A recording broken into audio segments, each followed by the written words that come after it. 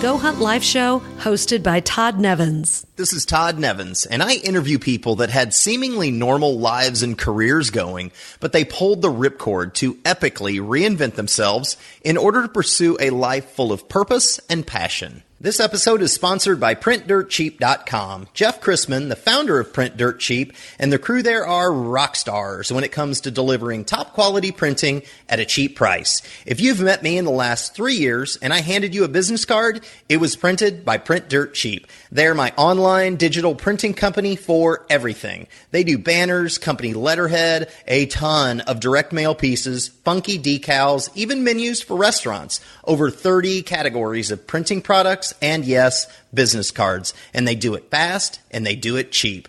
Jeff has streamlined every little aspect of the business to provide the perfect user experience, delivering the best product in the industry. I have personally been to the offices and I have seen it firsthand. But see for yourself. Go to PrintDirtCheap.com and use promo code GoHuntLife and get $10 off of your order. Or if you want to get a sample of their work, click on Sample Pack and they'll mail you one out for free. Go to PrintDirtCheap.com, use promo code GoHuntLife for $10 off of your next print job.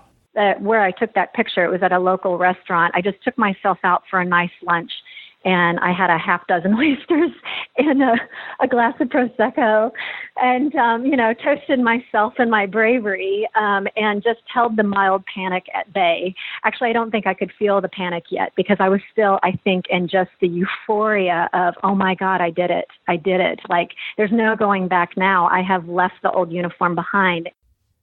At that exact moment, Katie Ford was all in. What led up to that was that she had reached a point in her life where she could no longer wear two uniforms. One was her 20-year career as a writer, editor, and reporter for numerous high-level magazines and newspapers. And the second uniform kept her awake at night.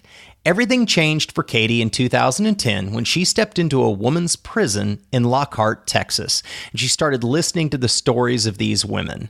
From that moment on, she knew what she wanted to do. It became her life's mission to help these women break a lifetime of trauma by sharing their stories. But Katie didn't know the how. How was she going to do it? How was she going to pay for it and turn this into her new livelihood and career? So she held the panic at bay, took the biggest chance of her life, and left that first uniform behind. My conversation with Katie Ford starts right now. Katie, thank you for joining me today on the show. Oh, you're welcome. Thank you for having me. Where are you at right now? And if you were to walk outside, describe what you would see.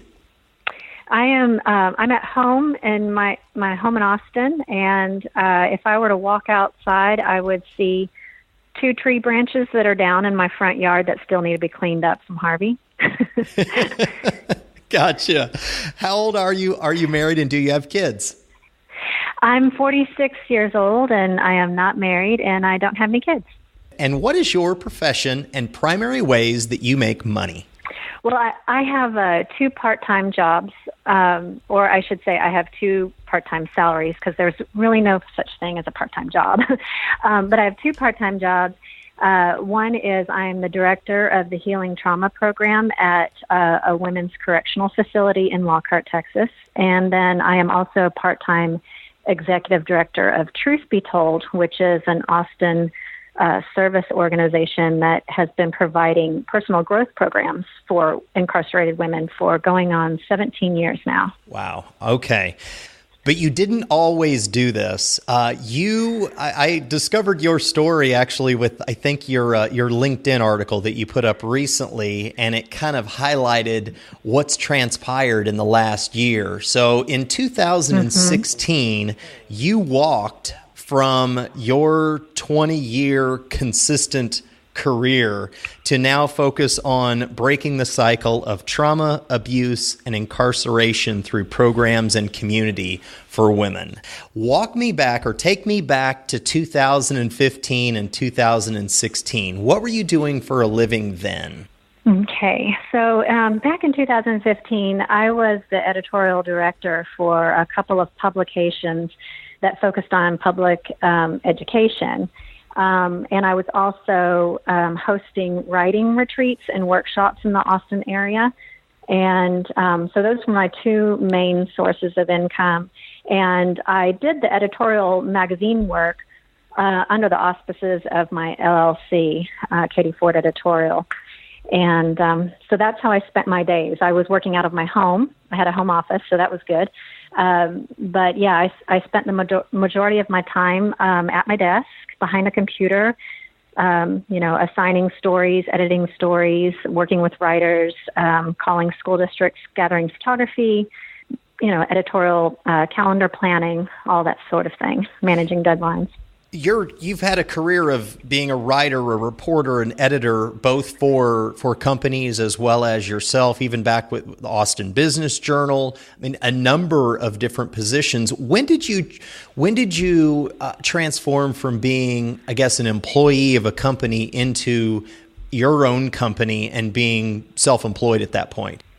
I did that back in, it was June of 2005. At the time, I was an editor at the Austin Business Journal, and I worked in a high-rise on the 7th floor. And I had just decided that I wanted more flexibility in my day-to-day, in my weeks. And so I started entertaining the idea of becoming a freelancer. And I was able to do that by finding contract work, editorial work. And so I left the Business Journal in 2005 and founded my LLC. And that's when I became, I did two things. I was the editor of a real estate magazine as well as editor of these public education magazines. And then I was picking up freelance work every now and again. For a while, I was a desk editor at CNET News and did some communications work and PR work. So I was just picking up things here and there, kind of multitasking, but everything was under the umbrella of editorial work for sure. All right. And as you were coming up to 2016, you had an overlapping two careers or passions, I guess, that you were following through on. Because back in 2010, and this blends into what you're currently doing now, back in 2010, you started facilitating a healing through storytelling class at this Lockhart women's prison, correct? Right. How did that begin? Well, it began because that storytelling class is actually one of the programs that Truth Be Told offers, the organization that I'm now executive director of. And the reason I even heard about Truth Be Told is because I was doing some volunteer work with another organization that paired adult mentors with a child who has a mom or dad in prison. And I was doing that for a few years, being a mentor. And it was at a mentor training that I heard about Truth Be Told. And I learned that Truth Be Told hosts graduations at the prison for the women who complete the storytelling program. And that at this graduation, some of the women in the program share their stories. And Truth Be Told invites members from the community to come inside the prison to be respectful witnesses at the graduation. So I went to the graduation back in 2010, and it was my first time to ever step foot in a prison. And as you can imagine, after volunteering as a mentor for 3 years and working with the kids, I had developed a pretty strong bias against the parents who were being incarcerated, because I had a firsthand look at the chaos and the negative effects, impact that it has on the kids. Mom or dad does something and they end up getting incarcerated. So I went really to this graduation out of curiosity, but with also some strong ideas of what I thought of these women already, having not even met them. However, when I listened to their stories, and these stories that they're sharing are what they believe put them on a path to prison, it was very eye-opening to me. It completely shifted how I saw the situation. It got much harder to point the finger at the mothers, that they're the reasons that these things are wrong, because in their stories, what I was hearing was they were once the little girls who I'm now mentoring. When they were children, they were also struggling with neglect and abuse. Their moms or dads were being taken off to prison. And now here they are. They're grown, and they are also incarcerated. There's national statistics that show that every 7 in 10 women in the United States who are incarcerated, they're mothers of children who are under 18. And another stat that I find disturbing is that when a child has a mom or dad in prison, their chances of being incarcerated at some point in their life raises to 70%. So when I was witnessing their stories, I suddenly saw that I saw the entire cycle of something that was broken, versus just being able to blame the parents and call it a day. So I also heard inspiration in their stories because in their storytelling, in the process of learning to tell their story, to own their story, and therefore own their lives, I heard hope, and I heard wisdom, and I heard self-awareness. And what I heard was a chance to break this cycle, a chance to live their lives differently. And I really wanted to get behind this somehow. So there was a while there back in 2010 where I was kind of straddling both sides of the fence. I was still being a mentor, but I was starting to get involved with Truth Be Told. But as I started to learn how to be a facilitator of this Talk to Me storytelling class at the prison, that's where I felt like things really came alive for me, and I felt just so plugged in. Whereas when I was mentoring the kids, I don't have kids of my own, I enjoyed it, but I was never quite comfortable in that role, and that was completely the opposite experience I had when I was in the prison meeting these women. It was to my surprise that I had an immediate connection and rapport with these women. It's hard to explain, but, I had never stepped in a prison before. And yet I felt so like I was exactly where I was supposed to be, and what I was doing was what I was born to do. It was a feeling that I had never experienced in my life before. So very quickly, volunteer facilitating the Talk to Me class became the most important thing I was doing in my life, even though I was still, making a living as an editor. So back in 2010, you felt that immediate click. How did the next 7 years evolve, both with you feel like that is the most important thing that you are doing in your life, and you still have a career, you're still making money, you still have responsibilities and clients and expectations. How do you balance that out to when it sounds like it all came to one crescendo last year in 2016?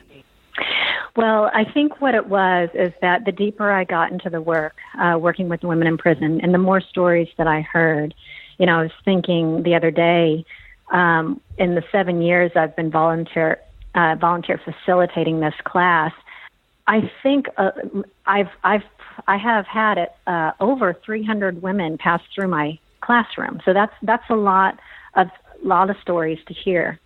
And I quickly picked up on a common narrative in their stories, and that was of childhood abuse, physical or sexual abuse. It was definitely the exception when a woman said there was no abuse in her childhood years. And that was really disturbing to me. I mean, it was just this constant refrain that I was hearing in their stories.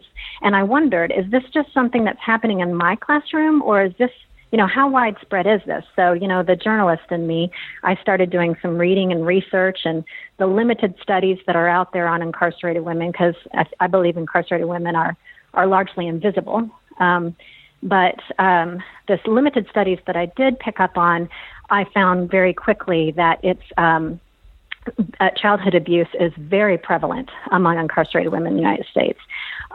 So I basically awoke to something that I could not go back to sleep, because what I was seeing was that the majority of the women who are incarcerated have experienced trauma in their lives. And the way prisons are traditionally designed, is essentially to punish an individual, to traumatize an individual. So what we are doing in the name of quote unquote corrections and rehabilitation is we are re-traumatizing an already traumatized population. So we're actually exacerbating a societal ill versus solving it and rehabilitating it. And I just couldn't ignore it. I couldn't ignore it. I knew that I needed to plug in somehow and help reframe, reimagine what the incarceration experience is if we are truly wanting, if we truly want public safety and we truly have an interest in rehabilitation. So I started investigating how can I turn what I do as a volunteer on Thursday nights into my livelihood. And I spent a few years trying to figure that out. And part of my hosting, writing, and workshops and retreats in the community, that was part of my attempt to, take what I do inside the prison and do it out here, workshops that are inspired by my prison work, but the problem with that was that because I was an editor and I was responsible for these magazines, I had very limited time to be doing anything else. So I only hosted maybe 3 or 4 workshops in 1 year, and it just never made enough money. It was just like gas money and dining out money. And so I was unable to figure out that problem for myself.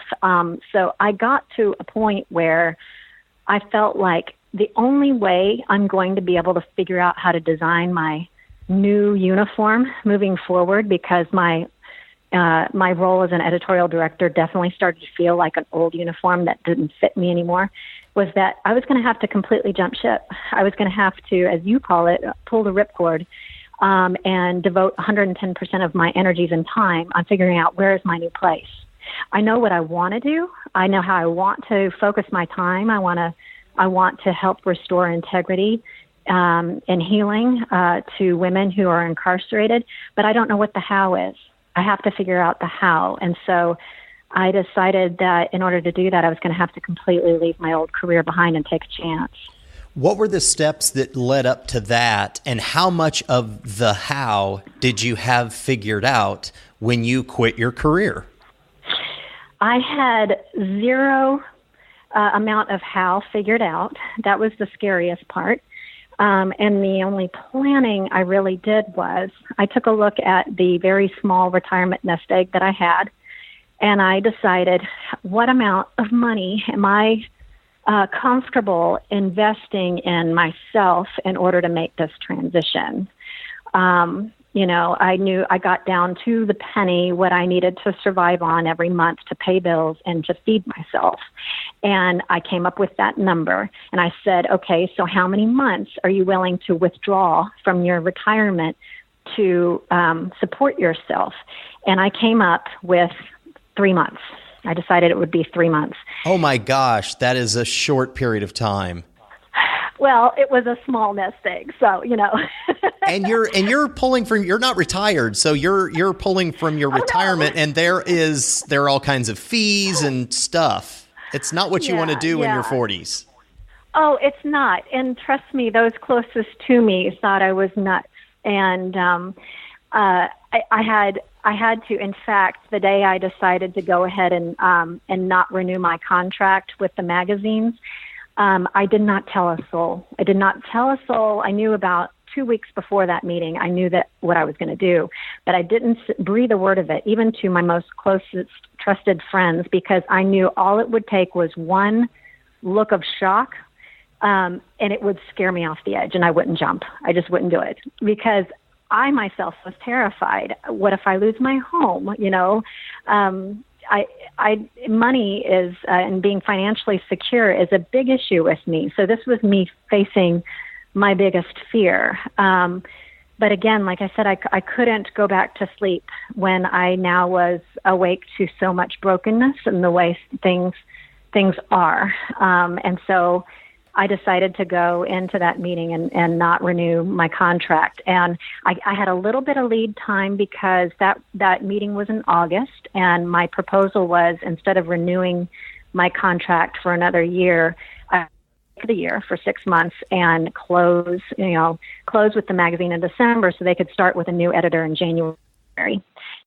So you, in August of 2016, you resigned, but you had 4 or 5 more months till December that you were still drawing a paycheck and finishing things out, correct? Yes. And starting to do a lot of research and development as much as I could, knowing that my last paycheck is coming faster and faster.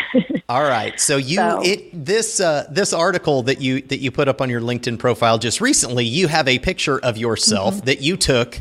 Was it the day that you resigned from your role in August of 2016? Right. I took that photo just literally hours after walking out of that building. How'd you feel?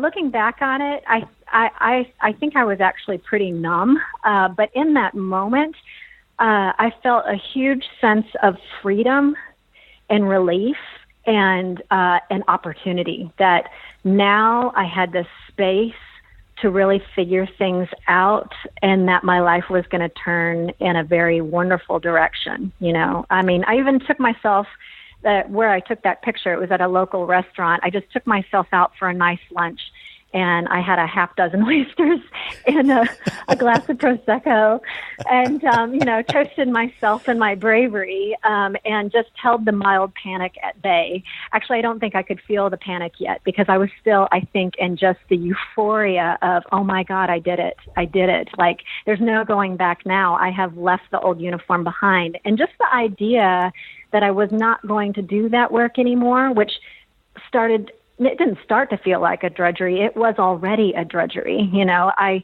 compared to how I felt on Thursday nights in the prison working with the women, it was such a relief that was not that day to day was not going to be my day to day anymore. And I got to make that choice.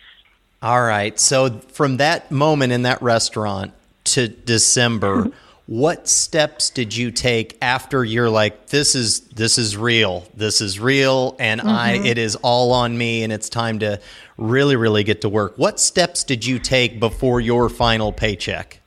I started networking like crazy, just anything that was going on in the community that had to do with criminal justice reform, with healing practices. I just started doing a lot of just networking, trying to figure out who the players are here in Austin, but also in Texas, on the political front, but also just working on the ground level, and just shaking a lot of hands and doing a lot of reading. And, I was doing all of that in the evenings and on weekends. And then also that's also when I started researching the possibility of bringing a new curriculum into the unit that more specifically addressed trauma and healing from trauma, because that was the main thing that really was disturbing to me, that at the core, at the root of this problem was that many of these women are suffering from PTSD, they're traumatized, and the system is not, at least where I was volunteering, there was not a single class or program offered on that unit that specifically addressed trauma. And so I wanted to see if maybe my first foray out of the gate could be to just start in my own backyard and launch a trauma-specific program at that unit. And so I found a curriculum that I really believed in. I pitched it to the warden. The warden was super excited about it. He actually was already familiar with it and was excited that I wanted to bring it to the prison. The one obstacle, however, was they were not willing to hire me to do it. It would be on a volunteer basis, and that's not what I was looking for. I was looking, for a job. So I just didn't let that be a roadblock, and I decided, well, if the prison isn't going to pay me, I will raise the money to do it, to cover classroom supplies and to cover my wages to facilitate.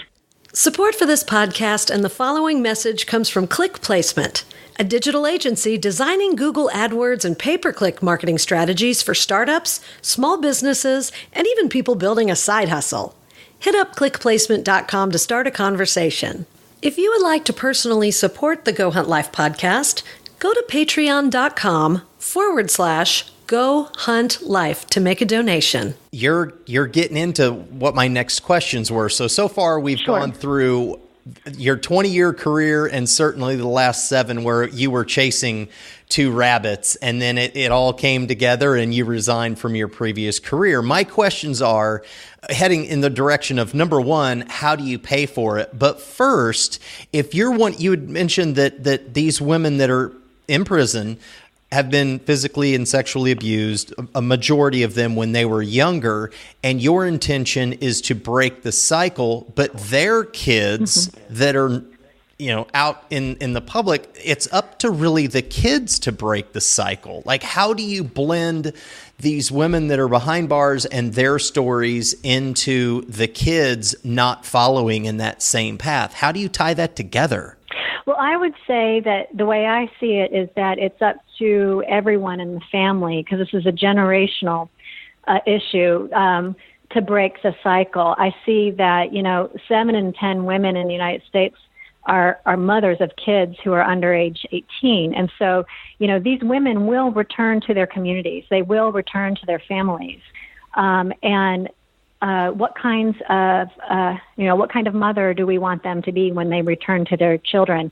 Mothers have such influence over how things happen in the home and how the kids, turn out in the home. And so I see it being, they are definitely a critical part in breaking the cycle, being that most of them are mothers.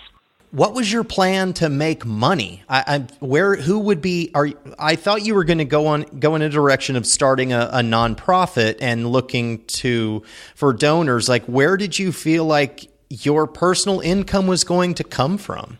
Well, I thought perhaps I would start a nonprofit, but I wasn't sure what my mission would be. Well, I just wasn't sure about that yet. I was looking at other things, and when I discovered this curriculum, it's called Healing Trauma. When I discovered the Healing Trauma curriculum, I thought, could it be as simple as, like I said earlier, starting in my own backyard at Lockhart Prison and just launching that program on that unit and making sure that it becomes a regular offering in their programming.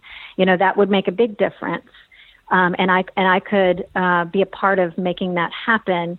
And I was envisioning that the prison would hire me to do it, so that would be a job. And I structured it out so that it would be a 6-month launch, that I would myself facilitate 9 rounds of this curriculum, graduating around 100 women.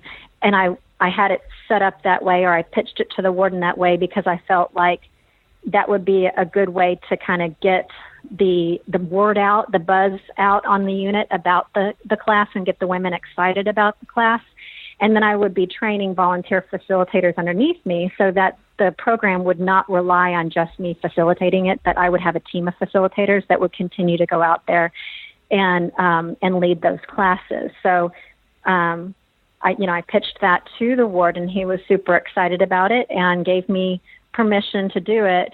But then, was not willing to hire me to do it. So I decided, well, I guess I'll just raise money to do it, because I was really at that point, I was personally passionate and sold on the idea and just was going to make it happen one way or another. Of these 100 women that would graduate, what does graduate mean? What does that mean? They would have completed the Healing Trauma course. So the Healing Trauma course is it's billed as a brief intervention, and it's 6 2-hour sessions that can be administered once a week for 6 weeks or twice a week for 3 weeks. And I chose the twice a week for 3 weeks model, so that I could have as much saturation and reach as many women as possible in the 6-month period. Does this help them get released earlier, or does it help with their relationships with their children that are obviously not in prison? Like, what are the biggest benefits that you've seen so far? The biggest benefits I've seen so far is that they finally have a better understanding of themselves, of their behavior, of their emotions, of their feelings, why they respond and react the way they do. Because when you have a person who is traumatized, when they are triggered and they don't understand that they have been traumatized, and they get triggered into behaviors and feelings that are overwhelming to them, and the trauma, as I like to describe it, the trauma kind of comes out sideways in self-destructive ways. So if they're still out here in the free world, it comes out in the form of addiction, violence toward other people, or self-sabotaging, violence towards themselves, isolation, depression, basically behavior that is keeping them from having healthy relationships, having productive lives, maintaining a job, keeping them in their addiction, because addiction and trauma are very tightly related. So what it's doing is it's breaking a pattern of trauma, addiction, and abuse by bringing self-awareness to the individual, teaching them how trauma affects the brain, how it affects the body, and most importantly, that these are very normal human reactions to a very abnormal situation. And that brings a lot of relief to a woman who has gone through life kind of with blinders on, never understanding why she is the way she is, how she keeps getting stuck in these patterns, why she's addicted to controlled substances or alcohol, why she keeps going back to men who abuse her. It starts to unlock a lot of that by bringing self-understanding. And when women are given the tools and the knowledge and the self-awareness to have better understanding of why they act and behave and feel the way they do, that invites self-compassion. They no longer beat themselves up and feel overburdened with shame and guilt, because now they understand themselves better. And that's where the healing can really begin. So, I don't want to sound naive and say that they can take the 6-week course, or the 6-session course, and suddenly they're completely healed and they're going to be the best mothers and the best citizens ever. But what I can tell you is that it's planting seeds for healing that never would have been planted in that environment otherwise. Of these 100 women that you wanted to have graduate, and you had mentioned that you have had 300 women total, how many of them have been released? Oh, I have no idea, because I'm just starting the program. So when I approached the warden back in January, it actually took 6 months for all the pieces to fall into place. Okay. We had to go through the Texas Department of Criminal Justice to get the program approved. They review all programs that come onto the units. I had to go get trained by the Dr. Covington, who created the curriculum. So I went and got trained on how to facilitate it. And then I started looking for what's called a fiscal sponsor, a nonprofit that would essentially take my program launch under its wing and allow me to use their tax-exempt status to collect donations that could be written off. And so I found that in American Youth Works. So American Youth Works essentially is the umbrella that I operate Healing Trauma under.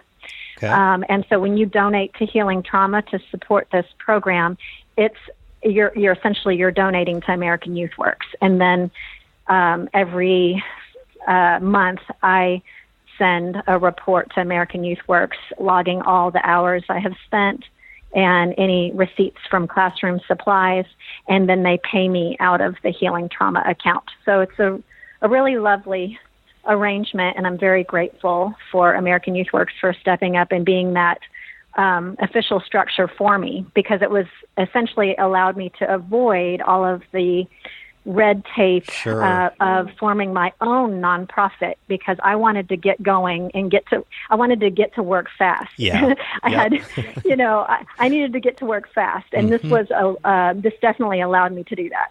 And then how does this tie in? You're also the executive director at Truth Be Told. How does that tie in? Well, that was a happy surprise. So as I'm moving in very fast in this other direction and working with the prison in Lockhart to launch Healing Trauma, I continued to volunteer with Truth Be Told, facilitating their Talk to Me class on Thursday night. So that's something I never let go of because that is something I'm super passionate about. So I was continuing to do that. Well, then earlier this summer, the board approached me and said that they would like me to step up and be their new part-time executive director. And while I was thrilled about the possibility, I did have to give it some thought because I wasn't sure, how I would juggle all the responsibilities and which direction I was moving. That's the thing about when you pull the ripcord like this, there's really, at least in my situation, there's no roadmap. I am blazing a completely new trail. So I'm not sure, how this is all going to look. And at the time that the board approached me, I had not launched classes yet. So I had not started facilitating at the unit, and I didn't know how much emotional energy that was going to take working with women on healing trauma twice a week for 6 months straight. But at the end of the day, I decided to say yes to Truth Be Told because this is an organization that I feel very passionate about. I know their programming like the back of my hand. They are the reason that I am doing what I'm doing and that I have found my calling in life. And what a privilege to be at the helm of that organization. So it's wonderful. And my experience so far, I stepped up as the ED of Truth Be Told on August 1st, and here we are at the end of August. It's feeling really good. I haven't been able to completely get down the rhythm of what my new work week looks like. I'm going out to the prison 3 times a week now, and on the days that I don't go out to the prison, I'm working, I have my executive director hat on and doing a lot of networking there. But I'm just, I'm thrilled, and I feel really grateful that, a year essentially has passed since I walked into that boardroom and said that I was not going to renew my editorial contract, and here I am, neck deep in new work that really speaks to me. If you could go back 1 year, you've just taken the picture, you've just had your half a dozen oysters, and if you could sit across the table from yourself and give yourself 1 minute of advice, what would you say?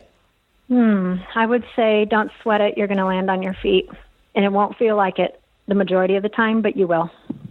That's pretty good advice. You can find Katie Ford at iamkatieford.com, and at Truth Be Told, it's truth-be-told.org, and on Facebook, I am Katie Ford ATX. Katie, that is all I've got for you today. Thank you very much. I very much appreciate your willingness to help elevate my story.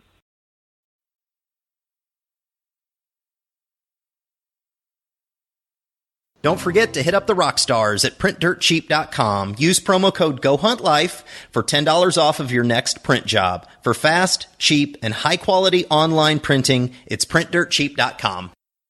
Hey, Life Hunters. Thank you for listening to this episode of Go Hunt Life. If you like the show and would like to support it, go to iTunes and do this. Subscribe to the show, leave a rating, and review it.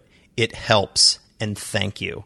If you or someone that you know has quit their normal life to follow their dreams, I would love an introduction and maybe interview them on the show. You can find me at gohuntlife.com and also on Facebook, Twitter, Instagram, and Pinterest at Go Hunt Life. Until next time, stay weird, dare greatly, and ripcord out.